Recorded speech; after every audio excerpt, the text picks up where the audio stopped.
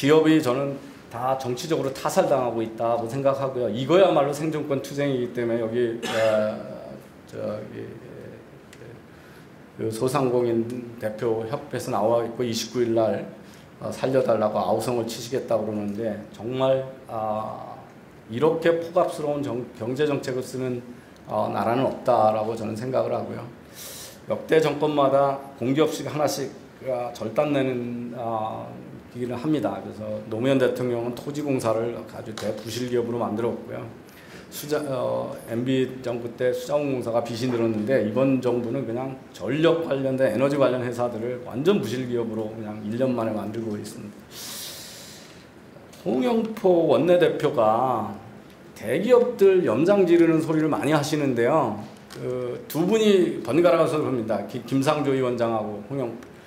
그 20조 왜 일자리 만드는 데 안 쓰고 자사주 소각하는 데 쓰냐.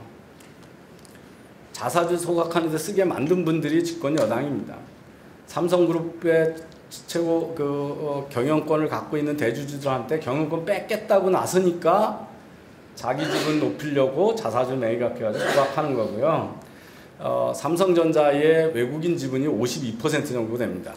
그런데 그들이 엘리엇 같은 벌처 캐피탈한테 붙으면 경영권을 뺏어갈 수가 있습니다.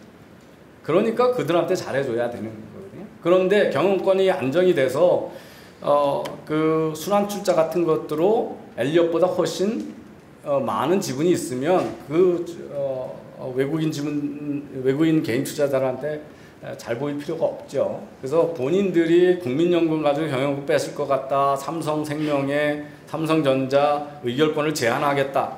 그 의결권을 제한하겠다는 거는 그 삼성그룹의 경영권을 뺏겠다는 얘기거든요. 그러니까 그런 자부를 합니다. 이게 서울대 이근 교수의 아주 놀라운 분석인데요. 우리나라 기업의 외국인 투자 지분율이 높아지면 그 기업의 국내 투자율이 뚝 떨어집니다. 왜? 외국인 지분한테 잘해줘야 되니까 배당을 많이 해줘야 되잖아요. 그러니까 투자를 적게 합니다. 근데 워린 버핏이나 그 페이스북의 주크버거나 아마존의 베조스처럼 소수 지분을 가지고 있어도 차등 의결권이 있어서 자기가 80% 90% 결정할 수 있으면 소액주주자 눈치 안 봐도 되죠. 근데 우린 그걸 못하니까 소액주주자 눈치 봐야 되니까 그쪽에다 배당 많이 해주라고 투자 못하는 겁니다. 그래서 경제민주화하면 우리나라 투자 안 일어납니다. 경영권 이웃받기 때문에. 그리고 환상에 사시는 분들 많아요.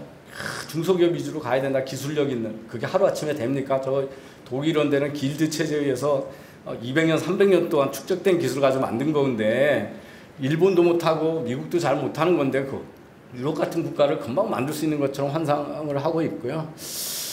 이런 상속세 업계 대를 이어 경영하고 이런 데서 만들어진 건데 우리가 마치 튼튼한 중견기업 위주로 경제체제를 바꿀 수 있는 것처럼 환상을 갖고 있는 분들 많고요. 이 OECD 국가 중에 이쪽에 있는 북부 유럽 국가들이 다 상속세가 없는 나라들입니다. 17개국이 없습니다. 그 핀란드하고 독일이 상속세가 있는데요. 독일하고 핀란드 같은 나라들도 상속을 해서 몇 년 이상 고용을 유지하면 상속세를 다 면제해 줍니다. 그러니까 독일은 9년 이상을 유지하면요.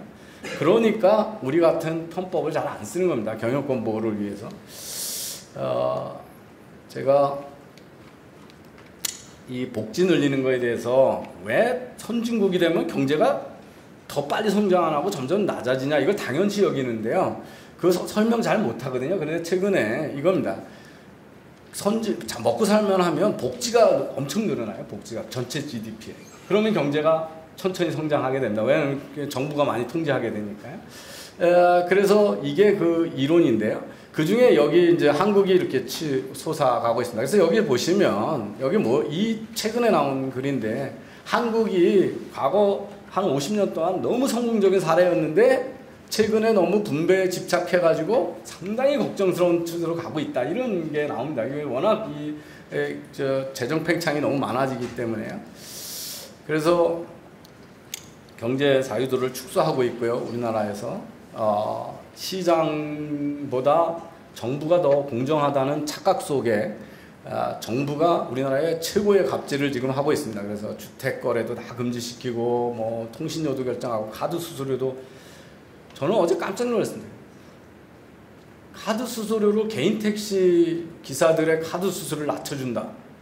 개인 택시 기사가 최저임금제하고 무슨 상관이 있습니까? 조수두구 운전합니까? 그거 카드 회사 돈이고 벤사업자 돈이지 정부 돈 아닙니다. 재산권의 어마어마한 침해거든요.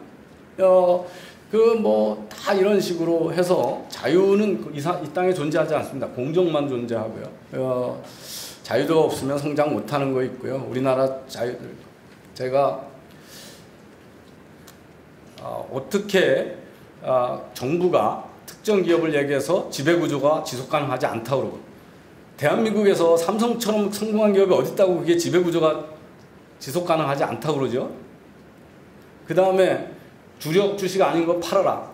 주력 기업 가지고 있었으면요. 삼성그룹은 지금도 쌀 팔고 밀가루 팔고 모직 회사예요. 제일모직, 제일제당이 제일 주력 기업이었었습니다. 어느 게 주력 기업이라는 걸 어떻게 결정하죠? 세월이 바뀌는 거죠.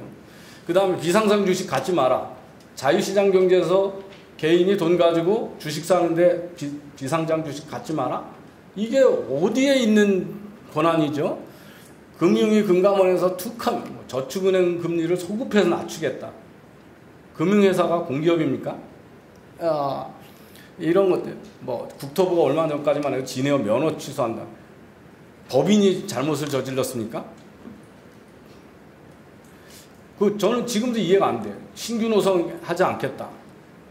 그 대주주의 개인의 갑질을 왜 법인에다가 처벌을 하죠? 거기 종업원하고 소비자들만 손해보는 거지, 말도 안 되는 권한들을 행사하고 있고요. 자유는 계속 줄고, 비정규직 우리나라가 2년 이상 고용 못하게 하니까 계속 실업을 반복하고 있는 나라고요. 이런, 요즘은 이제, 하도 앞에 두 개의 정책이 워킹 안 하니까 규제개혁 한다고 그래가지고 공정위법 개정안이 뭡니까? 모든 권력 부서가 기업들 옥죄할 수 있게 다 권력 주겠다는 거거든요. 그래서 좀 그들이 했던 것처럼 분명하게 시장의 자유를 지키는 거에 대해서 어떤 거를 통과시켜주고 어떤 거는 죽어도 안 할 건지 좀 선별 작업을 잘 해주시기를 간곡히 부탁을 드리겠습니다. 감사합니다.